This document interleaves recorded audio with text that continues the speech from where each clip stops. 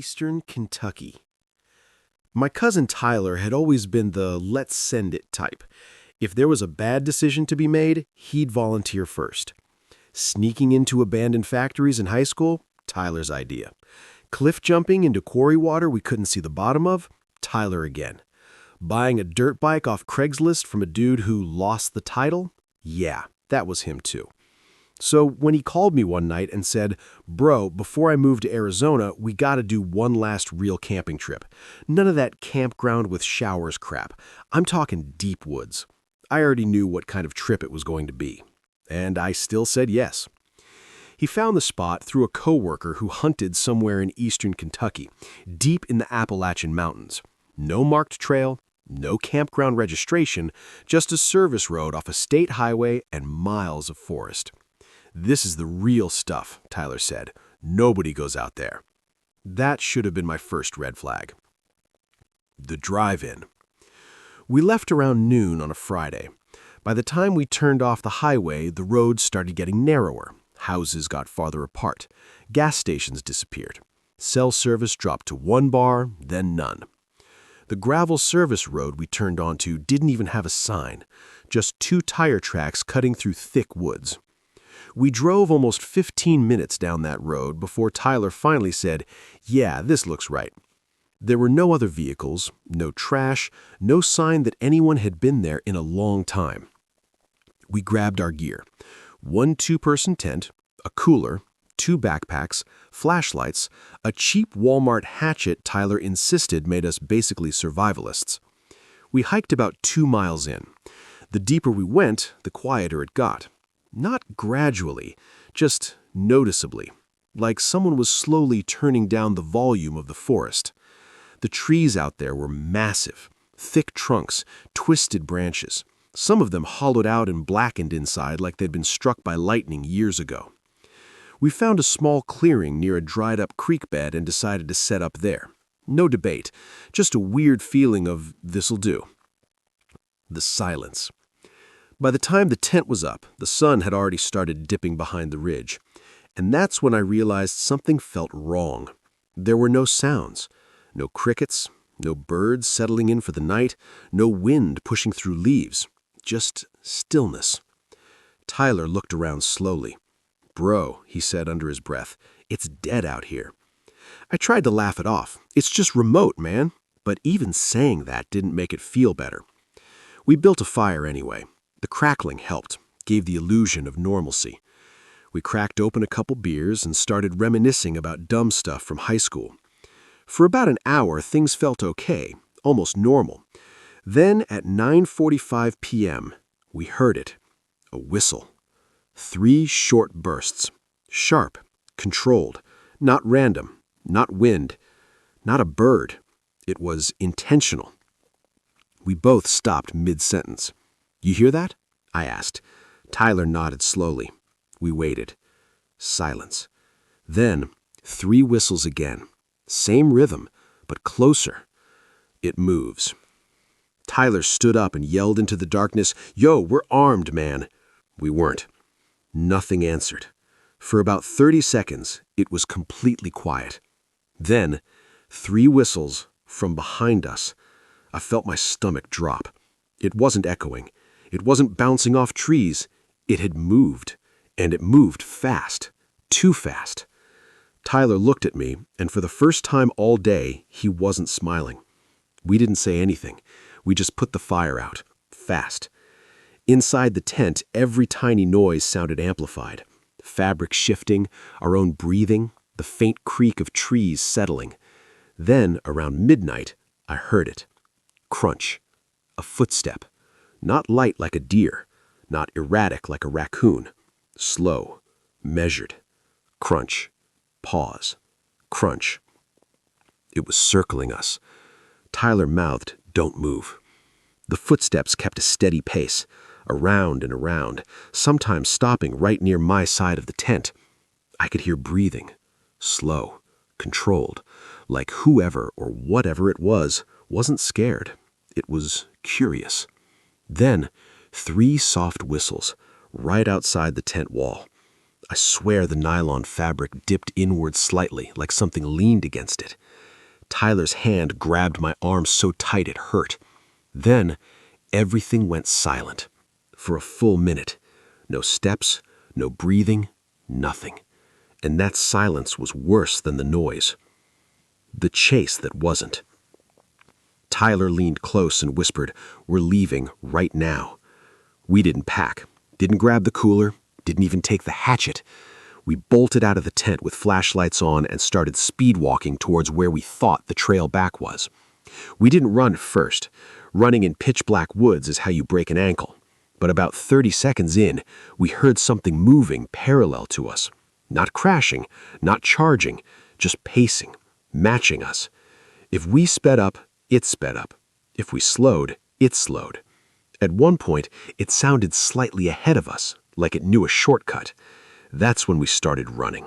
Branches whipped our faces, rocks nearly took us down, and the whole time that movement stayed with us, never attacking, never getting closer, just escorting us, like it was making sure we left.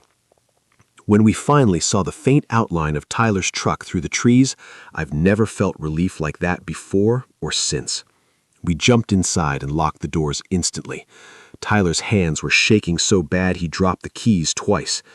As the engine finally turned over, 3 whistles, clear as day, from somewhere behind the truck. Not far. We didn't look.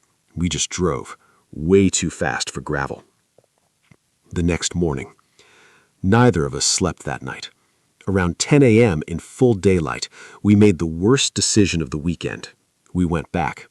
We told ourselves it was stupid to leave all our stuff out there. It's amazing how brave sunlight makes you feel. The hike back felt different, louder.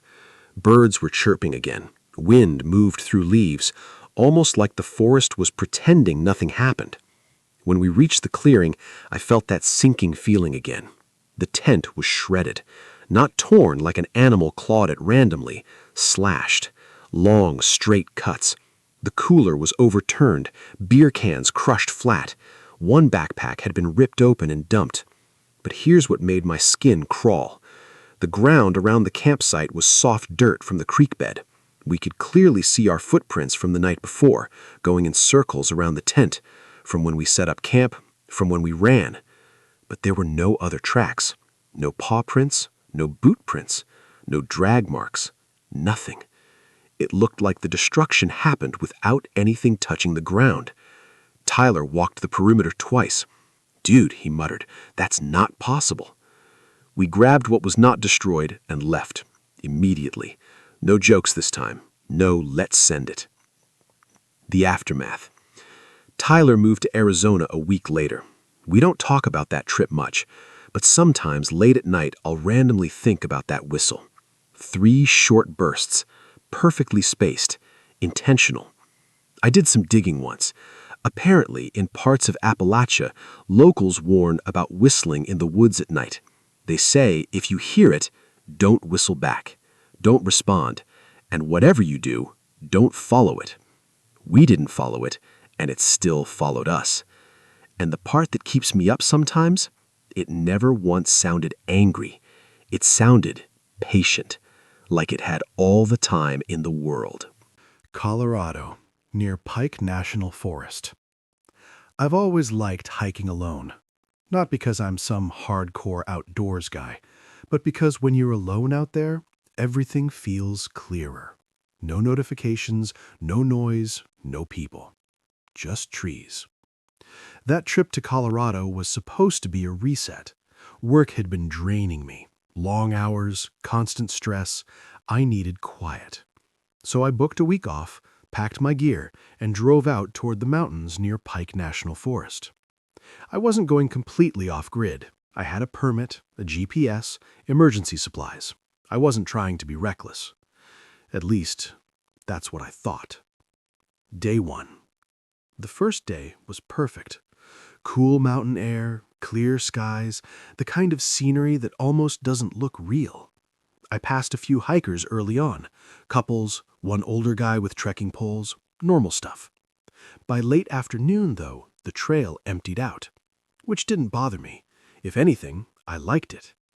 I set up camp in a designated backcountry zone just before sunset. ate some dehydrated food, listened to wind move through the trees. Nothing strange, nothing dramatic. I slept fine. Day 2 is when things shifted. Not in a big way at first, just subtle. I woke up feeling like I'd overslept, even though my watch said 7:12 a.m. It was unusually quiet. No bird calls, no distant movement, just wind. And even that sounded hollow. I brushed it off and packed up camp. By mid-afternoon, I realized I hadn't seen another hiker all day. Not one. Which was strange for that time of year. Still, I kept going. Around 4 p.m., as the trail curved along a ridge, I saw someone standing ahead, about 50 yards up the path. A ranger. At least, that's what I assumed. He was just standing there, not walking, not checking anything, just facing my direction, watching. I lifted my hand in a casual wave. He didn't wave back, didn't nod, didn't move. As I got closer, something felt off. His uniform looked older, slightly faded. The cut of it seemed outdated. And he was standing unnaturally still, like he'd been placed there. I slowed down. "Afternoon," I said. He didn't answer immediately. Up close, I could see his face clearly. No expression, no smile, no irritation, just blank. His eyes were fixed on me in a way that made me feel like I was being assessed, not greeted. Then he spoke. "You're not supposed to be here after dark." His voice was calm, flat, almost rehearsed. I glanced at my watch. 4:17 p.m. There were at least 3 hours of daylight left. "I've got a permit," I said. "I'm camping in Zone C." He didn't react to that. He just stepped slightly closer, and I swear I don't think he blinked once. "They follow people who stay." I forced a small laugh. "Who does?" Silence. He stared at me for another few seconds, then slowly turned his body and walked straight off the trail, into thick woods. No hesitation, no path, just stepped between trees and disappeared. I stood there for a solid 30 seconds, waiting to see him reappear somewhere else. Nothing. No sound of branches breaking, no footsteps fading away, just gone. The feeling. The rest of that hike felt wrong, like I'd stepped into something I wasn't supposed to. Every sound behind me made me glance back, but I told myself the same thing over and over. He's just a weird ranger. That's it. That night, I set up camp again. Same routine. Small meal, minimal fire. By 11 p.m., I was in my tent. I remember waking up suddenly. No idea what time it was, just that instinctive jolt your body gives you when something isn't right. That's when I heard it. Boots. Heavy boots, crunching slowly around my tent. Not erratic, not searching, just circling. I held my breath. Maybe it was another ranger doing a night patrol. "Hello?" I called out. The steps stopped instantly. Complete silence. Then, "You shouldn't have stayed." Same voice, right outside the tent. Not loud, not aggressive, just certain. I grabbed my flashlight and unzipped the tent fast, shined the beam in every direction. Nothing. No ranger, no silhouette, no retreating figure, just trees. Still trees. I stepped out and scanned the ground with my light. The soil around my campsite was soft, loose dirt and pine needles. There were my boot prints from earlier, but no fresh tracks. None. Not a single imprint from heavy boots. And I know what boot tracks look like. There was nothing. The third night. I should have left the next morning. I didn't. I convinced myself it was adrenaline, overthinking. But something changed that third night. I didn't hear boots. I didn't hear steps. I heard breathing, right outside the tent wall. Slow, measured, almost like someone standing there, listening to me breathe. I didn't say anything, didn't move. Then, quietly, from just inches away, "You shouldn't have stayed." That was it. No steps, no retreat, just silence after. I didn't sleep. The ranger station. At sunrise, I packed up and hiked straight back toward the ranger station. No stopping, no breaks. When I got there, the woman at the desk asked how my trip was. I hesitated. Then I described the ranger, his face, his uniform, the way he spoke. She didn't interrupt me, but her expression changed. She walked to a filing cabinet and pulled out a framed photo. It looked old, faded around the edges. She placed it on the counter. Like this? My stomach dropped. It was him. Same face, same eyes, same uniform. Under the photo, Officer Daniel Reeves, missing October 1997. Search and rescue operation, no body recovered. I stared at the date. She cleared her throat quietly. "You're not the first person to describe him." I didn't ask what she meant by that. I didn't want to know. I just nodded and thanked her and left. Northern California, Redwood Territory. My uncle has been hunting since he was 12 years old. He's not the type to scare easy.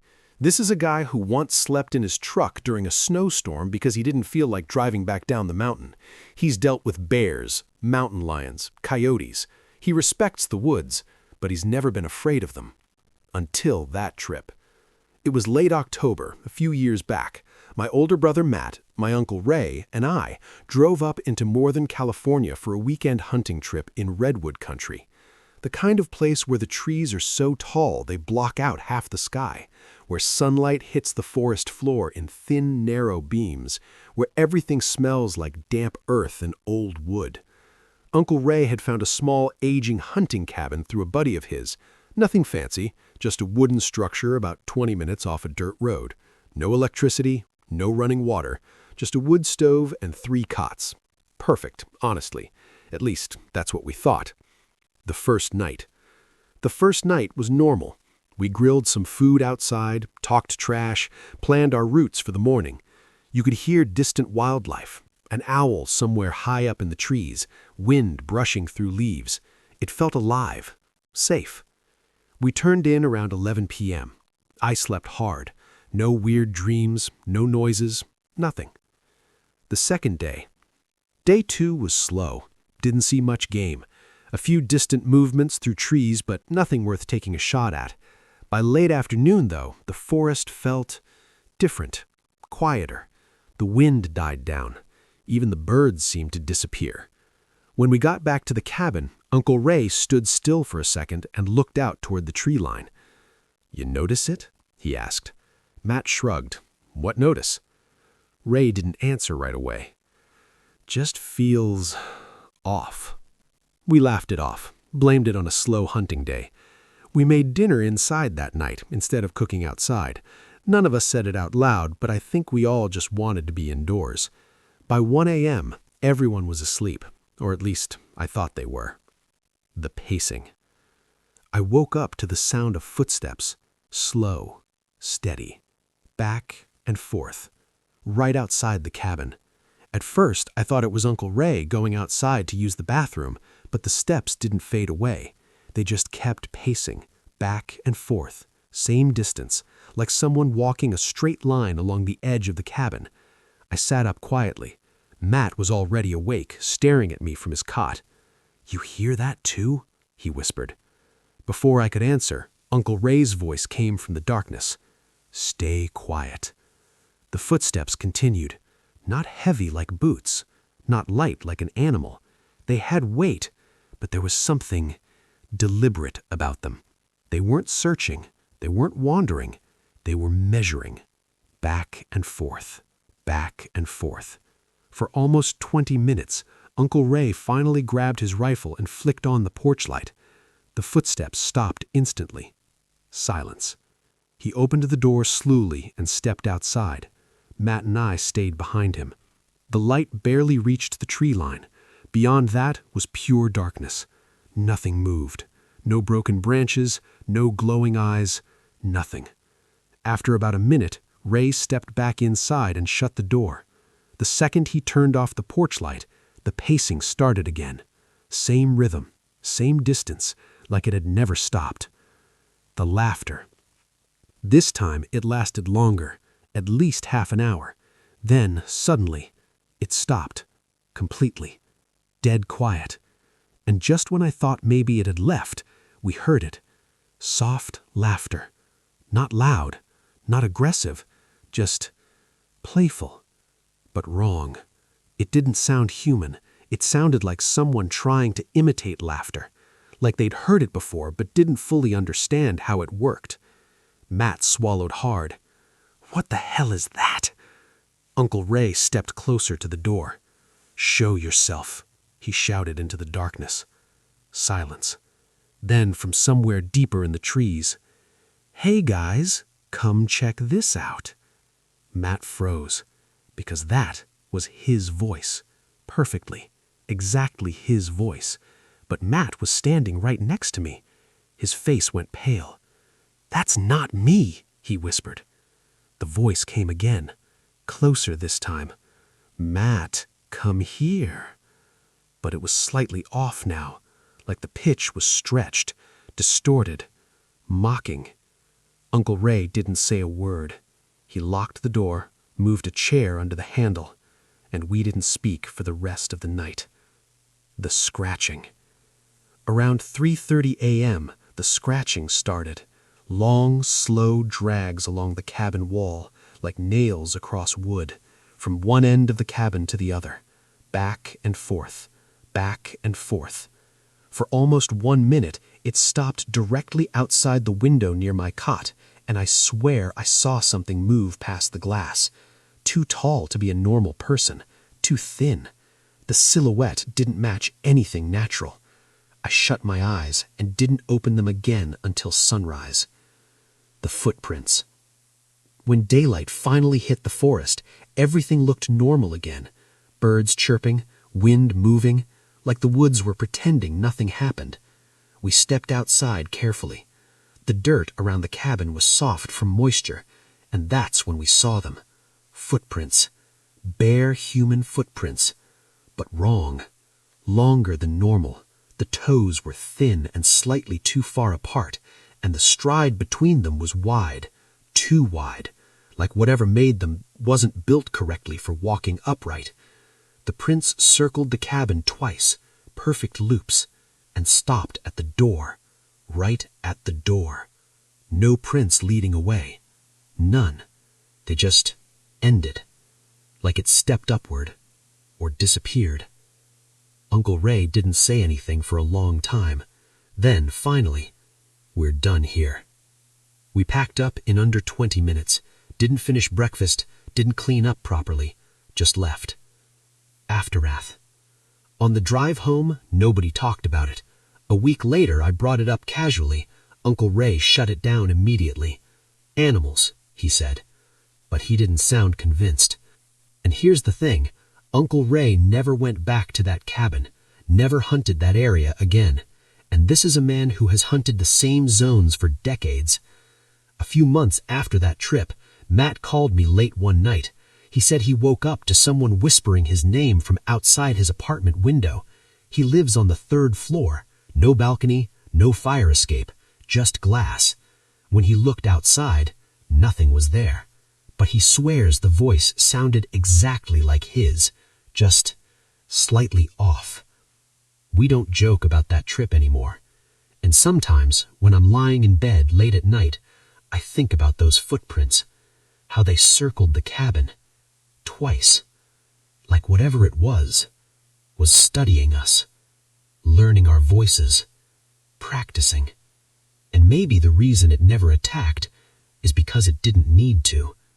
Maybe it just wanted to see how close it could get.